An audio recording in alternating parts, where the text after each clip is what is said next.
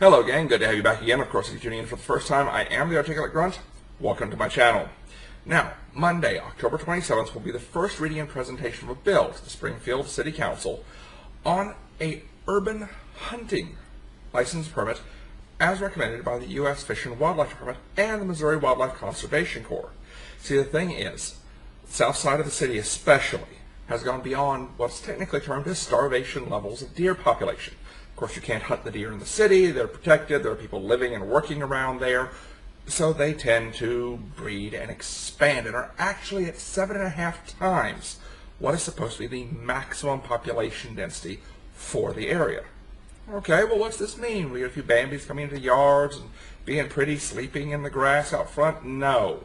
This actually means is other than devastation and destruction of gardens, of lawns, of greenery around the city, a number of tests have been done continuously for about 3 years by Fish and Wildlife on roadkills, on deer casualties in the region, and have found, on average, a 0% body fat.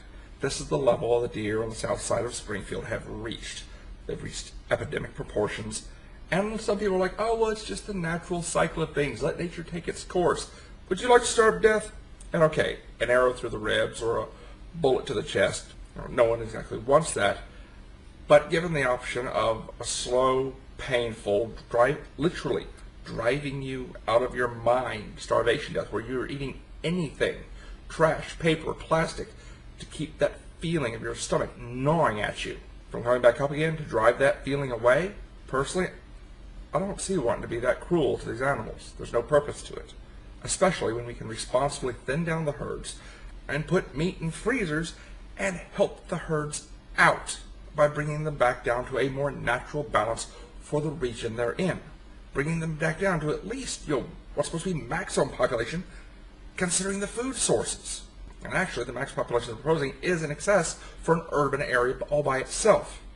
But we're 7.5 times past that maximum. So, the U.S. Fish and Wildlife Services and the Missouri Wildlife Conservation Corps will be presenting a bill once again, a proposal, as they did last year, but with all the restrictions last year, only 7 deer were harvested. And we've seen the deer population jump even more because of it. So they're talking about a few less restrictions this year. Now, if only bow hunting is approved, which personally I see that as probably the best choice and path to go, I'm fine with that. I am an equipped and experienced bow hunter. I will be happy to get in line for one of those permits. I don't see them approving rifles. It just doesn't make good sense anywhere near an urban setting. But I know a couple people will probably try and convince the city council of that. Personally, I think bows are the best way to go, plus a strict criteria on those that can actually get the licenses.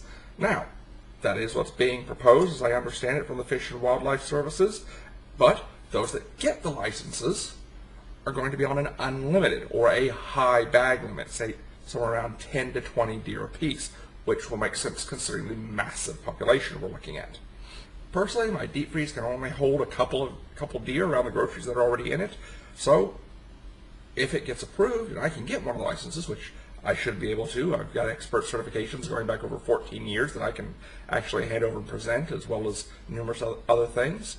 Now, personally, my deep freeze can only handle a couple of deer around the rest of the groceries that are already there, the things I keep in the deep freeze. So, if I can get one of the licenses, I plan on getting a couple for my freezer, and then seeing if I can find one of the local food banks, either church group or not-for-profit, that are actually able to process and serve the food due to health code restrictions and regulations. And if so, keep it up and doing a little more hunting and see if I can't contribute back to the rest of the community. Winter's coming on and a lot of families in need. So, Monday the 27th is going to be the first presentation. That's when people can speak, get up, give your piece, give your consensus one way or the other for the city council to consider. So, get up and get involved if it's something that interests you. If not, I probably won't report back on it Monday, simply because the Monday 2 weeks later is when it'll actually come up for a vote.